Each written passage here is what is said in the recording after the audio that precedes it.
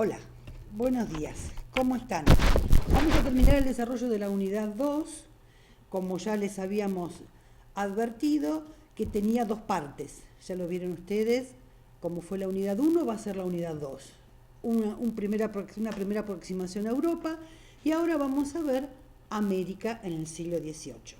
La primera presentación que les pongo aquí son los títulos para que ustedes se ubiquen, qué es lo que vamos a ver en esta segunda parte y fundamentalmente ir estableciendo relaciones con la primera parte que desarrolló la profesora Glenda, porque hay una intrincada relación entre estos procesos sociopolíticos educativos que vamos a abordar. Bien, nosotros acabamos de ver el desarrollo de la dinastía de los Austrias, siglo XVI y XVII, los procesos del XVI, XVII y XVIII en Europa que tienen su implicancia en América, pero en América vamos a focalizar más en lo que es el siglo XVIII, porque comienzan a producirse unas rupturas que tienen que ver con la influencia del iluminismo y con el cambio de la dinastía que ocurre en España, que va a marcar algunas relaciones más fuertes. Por eso miren cómo está planteado en la unidad, ¿sí? Los Borbones en América, siglo XVIII. Esta es la primera asociación que tenemos que tener en claro. Si hablamos de América, siglo XVIII, dinastía Borbones. Los Borbones y el iluminismo. Acá nos está indicando una relación que se establece. Va a haber una influencia. Nos vamos a detener en todo esto. Esta es la presentación de los iluministas en el reinado de los Borbones. Esto va a traer cambios en la forma de gobierno, por eso marco acá despotismo ilustrado, otra concepción de gobierno, no distanciada del absolutismo, pero con mucha más fuerza en el rey, así como el regalismo, que va a definir la relación Estado-Iglesia, y Estado-Iglesia-Educación para nuestro interés.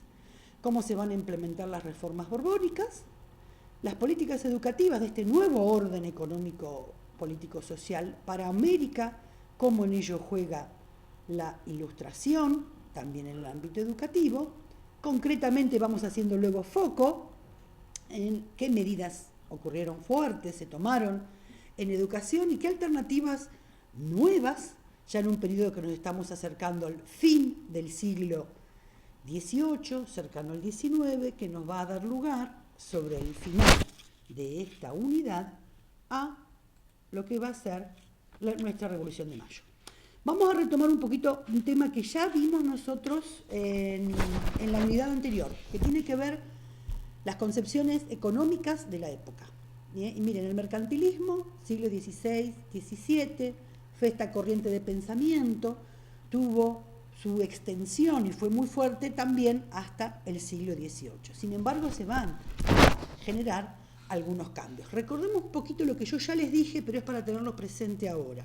El mercantilismo propugnaba que el Estado monárquico, era quien debía ejercer un férreo control sobre la industria y el comercio para poder aumentar así la riqueza de las naciones, que las riquezas de las naciones se basaban en el comercio y la acumulación del oro y la plata, que propugnaba y defendía siempre exportar más que importar, y una fuerte convicción en que este control lo tenía que hacer el Estado, ¿sí? Y que se justificaba que el Estado lo controlara para poder redundar en beneficio de la nación. La forma de intercambio que derivó de esta corriente fue el monopolio español para sus reinos en Indias. Único vendedor, único comprador, es decir, todos aquellos que intervenían en el comercio iban a ser intermediarios porque los impuestos y la ganancia más fuerte debía ir a la corona. Esto de que solo fuera España quien comerciara con las colonias en América generaba muchas protestas e incursiones como Holanda, Inglaterra, es decir, meterse por la fuerza en estos comercios, como de hecho lo van a hacer así. Pero miren cómo se organizaba el comercio. Esto es lo interesante de cómo durante todo el periodo de los Austrias y parte del siglo XVIII, este monopolio, este comercio con única dirección se organizaba de la siguiente manera. Había un sistema que se llamaba flotas y galeones, que lo implementó Felipe II.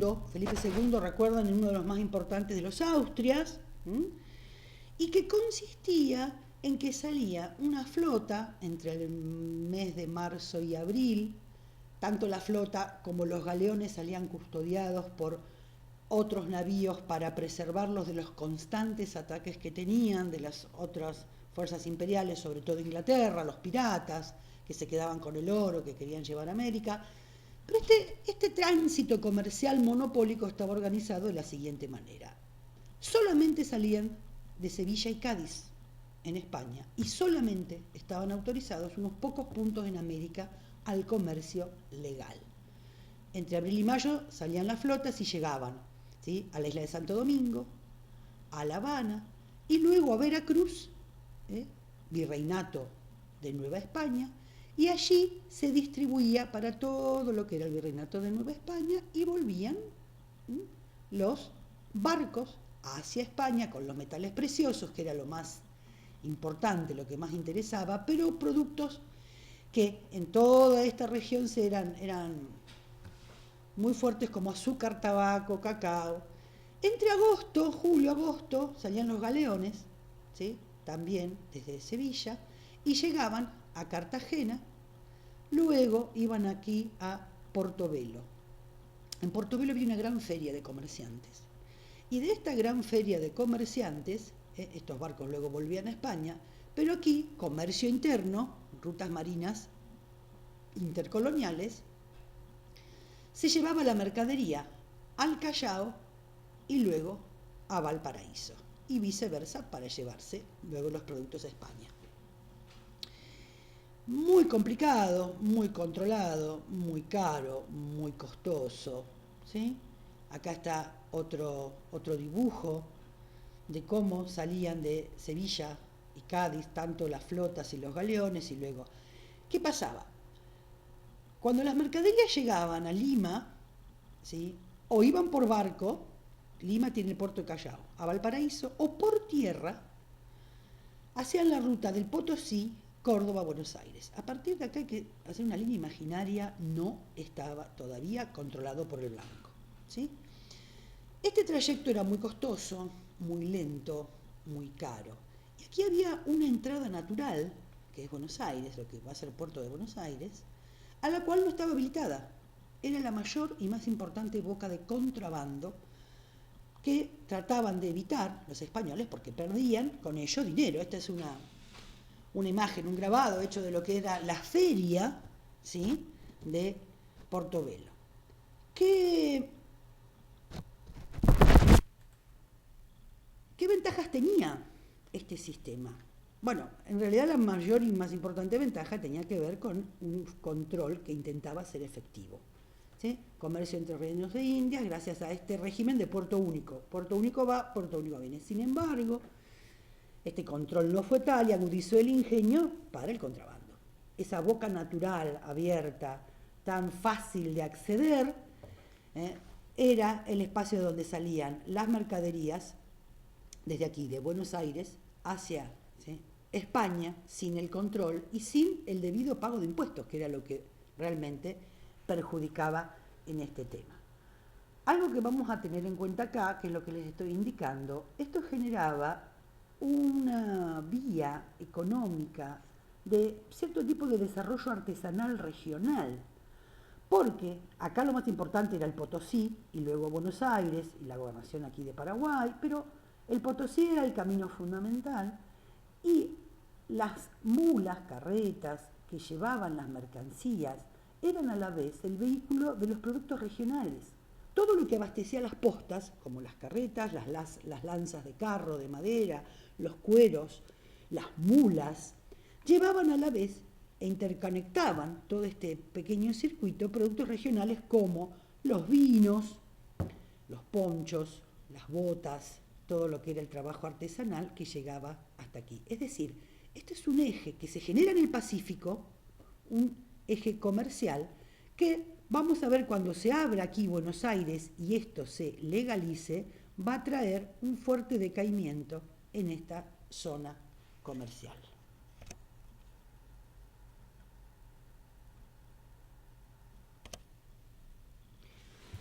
A partir del siglo XVIII se produce en España, como les advertí, el cambio de dinastía. La nueva dinastía de los Borbones va a implementar paulatinamente cambios en la relación de España con América. Las intenciones eran, por un lado, modernizar el reino, pero fundamentalmente eran las necesidades que tenía España, luego de haber perdido su posición hegemónica, de recuperarla y hacer que las colonias, como así van a comenzar a considerarse, debían colaborar con el desarrollo metropolitano. Vamos ahora a ver en detenimiento algunas definiciones de despotismo ilustrado, de ilustración, pero como principal introducción a esta parte de la unidad, tengan en cuenta que el siglo XVIII cambia de dinastía, de concepción de gobierno, ¿sí? Vamos a entender qué es el despotismo ilustrado, se recrudece y se fortalece la relación Estado-Iglesia para el lado del rey, y que eso va a generar cambios un poco en la sociedad, pero fundamentalmente en la educación. España va a implementar en América un grupo de reformas que proponían acelerar el ritmo de crecimiento económico y a través del poder y los ingresos, ¿sí?, del Estado.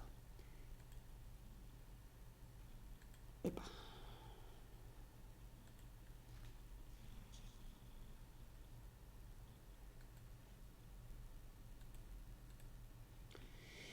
Bien, el mercantilismo, con la influencia de la ilustración y del crecimiento de los sectores burgueses, sobre todo en América, y con la influencia de teóricos europeos de la economía, surge una corriente económica que se denomina fisiocracia, que también la pueden encontrar como neomercantilismo. Pero esta corriente de pensamiento económico considera que la fuente de la riqueza, la primer fuente de toda nación, es la tierra. Entonces, gira, ¿sí? No es solo el comercio, sino que es necesario explotar la tierra, trabajarla, aprender y saber cómo aumentar su productividad, distribuir, ¿sí?, propiedades a quienes se dediquen a esa tarea, es decir, hacer más productivas esas tareas. Y entre los intelectuales que rodearon a los reyes de España, ¿sí?, en este periodo, Jovellanos, que ahora lo vamos a volver a encontrar, fue uno de los más estudiosos y capacitados y escribió un informe sobre la ley agraria que constituyó la más importante de sus contribuciones, pero a la vez fue muy influyente, ¿sí?, en las medidas a adoptar en América. Este intelectual afirmaba que la enseñanza primaria aún era muy necesaria para los más humildes labradores, las técnicas de cómo explotar la tierra, cómo hacer esto de enajenar los baldíos por la venta o enfiteusis, era cómo dar tierras a concesión, préstamo, pero para que sean explotadas y poder sacar más su riqueza. Y él hacía una relación muy propia de los ilustrados, que era la riqueza nace de la cultura, de saber cómo hacer para extraer riqueza. Luego las naciones más ricas son las más instruidas, o las más instruidas van a ser las más ricas, y por luego van a ser ellas quienes tengan mayor beneficio de la paz. Y en estos conceptos se van a incluir el tema de la felicidad. La felicidad de los pueblos va a ser una preocupación, pero va a estar ligada a cómo estos súbditos tienen que estar formados en la fidelidad hacia el rey y en la productividad. ¿Qué pasó en aquellos años? Cuando terminan de firmar un tratado que no le es favorable a España, el Tratado de Utrecht de 1713, va a generar también cambios para América, que siempre el beneficiado va a ser Gran Bretaña, ¿sí? ¿Qué es lo que logró Gran Bretaña en este Tratado de Utrecht? Que tenga América un asiento de negros. ¿Qué es un asiento negro? Un mercado de negros legal. Antes no había negros, no se vendían, sí, pero eran ilegales. Entraban generalmente a través de Portugal. La corona española nunca aceptó, al menos en la formalidad, la esclavitud y menos los asientos de negros. Sin embargo, los negros se vendían y se comerciaban y había.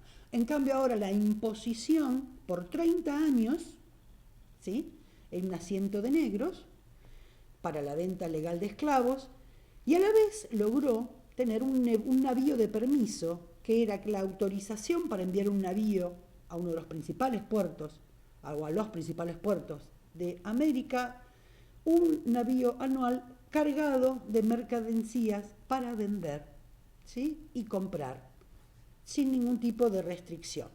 Esta es una de las primeras entradas claves que logra tener Inglaterra comercialmente en América. Y otros cambios que se van a producir en este siglo, en el comercio entre España y América, quiero que tomen nota o que recuerden, ¿no? Fundamentalmente una de estas fechas, porque para nosotros es una clave en el estudio y tiene que ver con la creación del Virreinato del Río de la Plata. Bien, el sistema que les expliqué recién, flotas y galeones, 1750, las primeras 4 décadas del siglo XVIII lo suprimen. No daba beneficios, no tenía, ¿sí? Y seguían siendo de todas maneras, ¿sí? Atacados los barcos en el mar. En 1776, esta fecha sí ténganla como referente, se crea el Virreinato del Río de la Plata y se habilita en ese virreinato a Buenos Aires. Vamos a ver ahora, cuando entremos con mayor dedicación a entender las reformas, la importancia que va a tener de la división territorial en virreinatos más pequeños. Para 1778, 2 años ahí enseguida después del virreinato, se sanciona un reglamento y aranceles reales para el comercio libre de España e Indias y habilita el puerto de Buenos Aires para hacer, ¿sí?, el intercambio. No solamente hay 13 puertos españoles, ¿sí?, y hay 24 puertos en América. Esto ya es una ampliación del comercio notable. Y en 1794, unos años después, una institución que sí vamos a volver a ver, que va a ser importante que la tengamos en cuenta, se crea en el Virreinato del Río de la Plata, en su capital, Buenos Aires, el consulado. ¿Sí? Al ser puerto habilitado, al ser capital de un virreinato, el consulado va a ser una de las instituciones claves para el fomento, ¿sí?, el fomento de la industria, del comercio, la organización, y a la vez el consulado va a tener un personaje que a nosotros nos va a interesar mucho, que va a ser Belgrano, porque a partir de esa institución se van a difundir muchas ideas y muchas iniciativas. ¿Qué pasó en general en este periodo? Bien, los peninsulares, los nacidos en España, iban a intentar preservar para ellos el privilegio del comercio, aún en esta apertura, y a seguir relegando a esta burguesía naciente que se estaba conformando a partir de los criollos, estos blancos, hijos de españoles, que a través de su pequeño enriquecimiento querían, ¿sí?, espacios, cargos, comercio y ganancias. Pero ahora vamos a entrar en otros conceptos que nos interesan, que tienen que ver con quiénes son los Borbones, qué fue el despotismo ilustrado, a qué nos vamos a referir, y el regalismo, entre otros conceptos. Ya seguimos.